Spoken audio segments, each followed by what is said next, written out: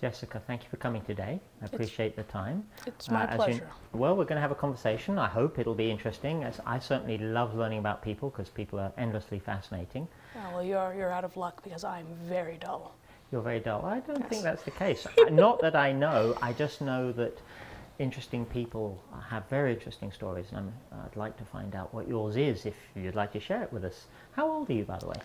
I am 26. 26. Yes. And you're from Edmonton? I am not from Edmonton. I am originally from Grand Prairie, and I moved here when I was 22 years old to further my education.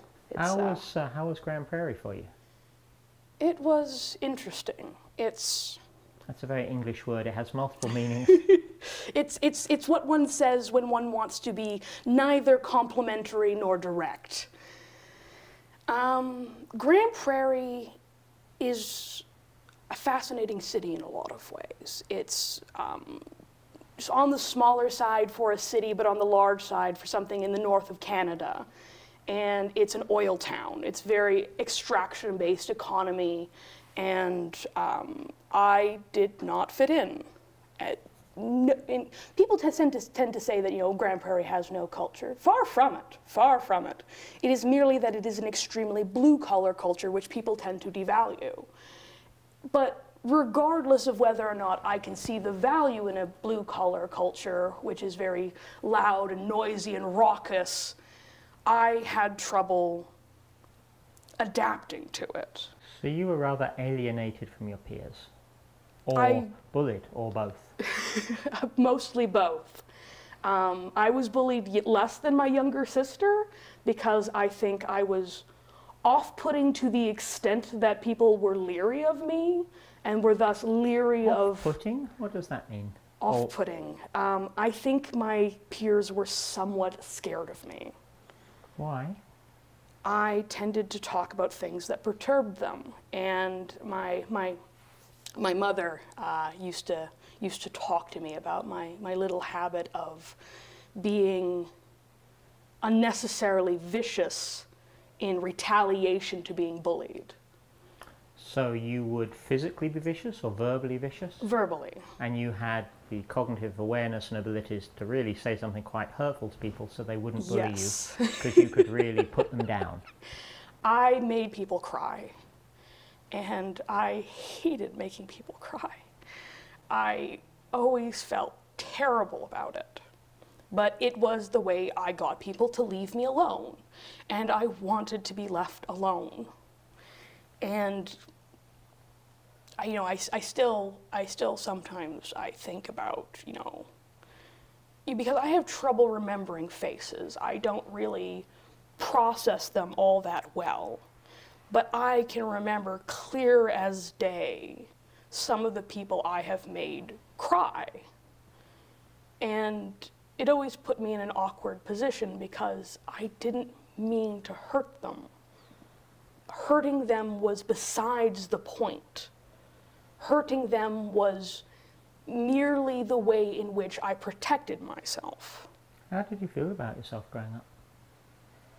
Complicated, much the way I do now. Has it improved?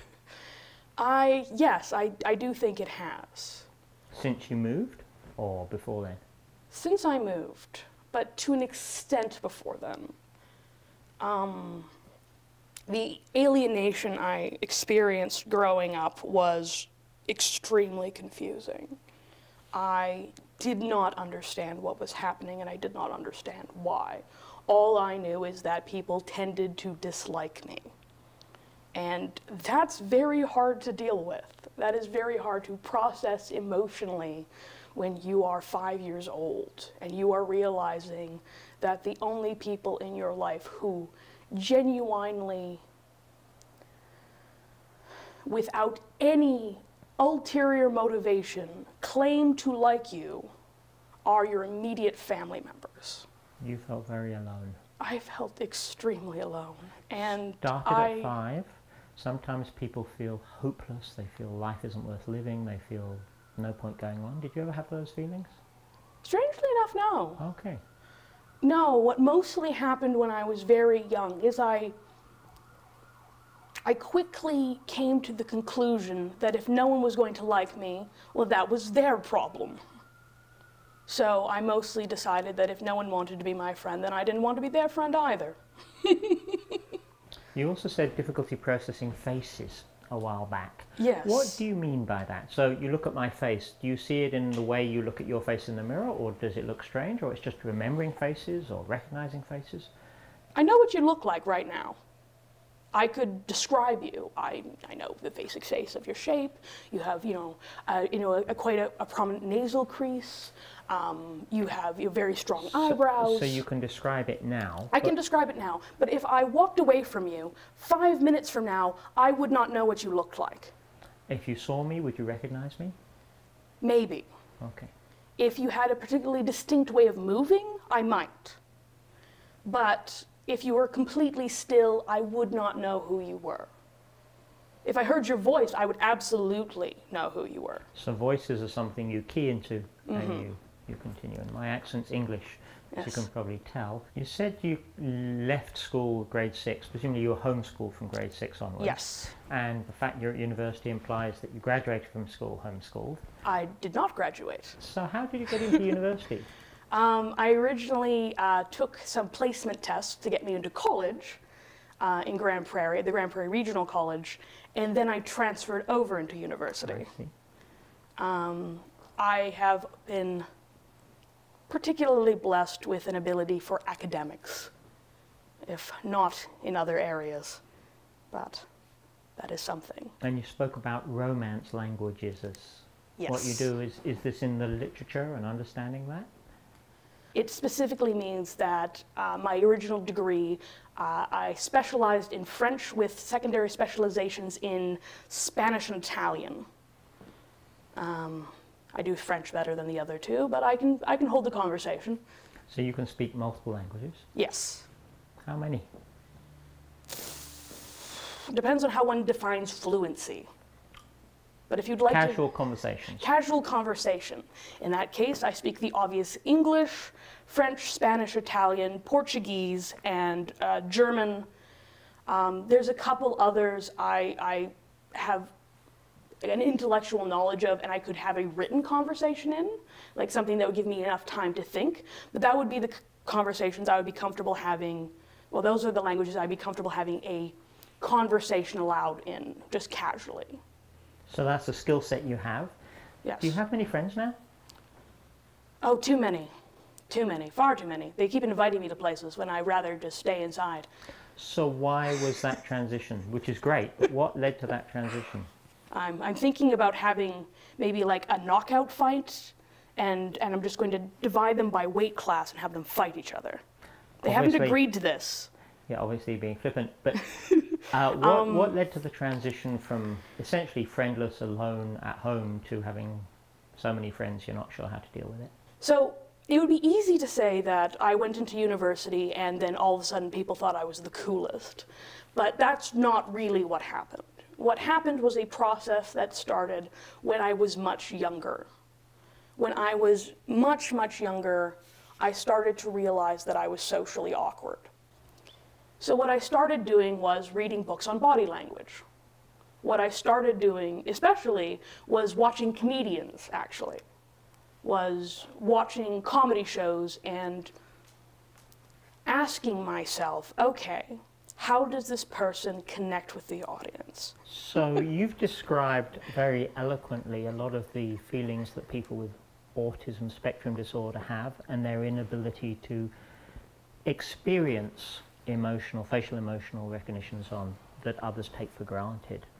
Do you think the tools that you've used are particularly useful to others with this? The odd thing is, I largely started learning these things without using sort of MacGyvered tools.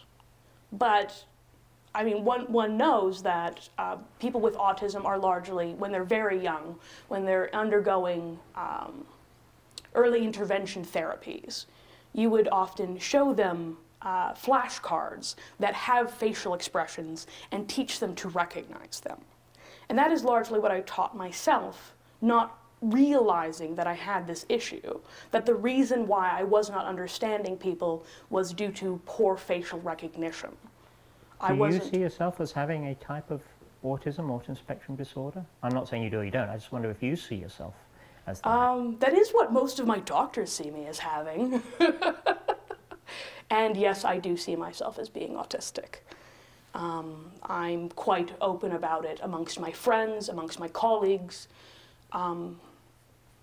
because I think it is very difficult in this world to say, I have X, I am X. Disability and mental health in particular is something with a lot of stigma. But speaking as somebody who is largely resistant to stigma, I think that it is important for someone who is undeterred by social pressures to begin to be open about it. So I would guess that's one of the reasons you agreed to come today, which I really thank you for, is to help clarify people's view and help increase understanding of what people who have problems experience. What should people do? How can people help? I think one of the big things is recognizing it, of being aware of it. It is very easy to say, oh, well, don't just assume somebody has a mental condition. Don't just assume that somebody has autism. And I agree with that. But be aware that they might. That the person you're looking at, the person who seems a little odd, the person who seems to move strangely or act strangely or make odd sounds in the middle of the supermarket, that person very might well, in fact, probably is autistic or has some other kind of condition that makes it difficult for them to act in the way that you expect. And it is important to give that person the benefit of the doubt. Not in the sense of, oh, don't assume they have autism, but is in assume that they are trying their best. Assume that they are trying. Because I think a lot of the kinds of people that make people uncomfortable, a lot of the kinds of people that people are instinctively uncertain about, homeless people, people on the subway, people in the supermarket, they are trying. They are scared and they are lonely and they are trying to get by. And all they really need from you is a moment of understanding. Compassion. A moment of compassion. That's what they need.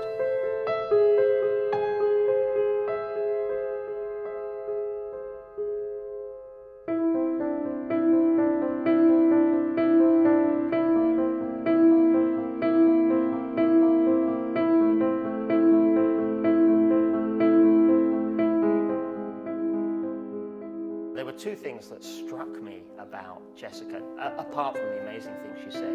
One was the way in which she said it, the form of her speech, not just the content. And the second was her eye contact and her use of looking away and towards. It was fascinating to see her thought process as she went through it. Thank you for joining me on Shrink Around.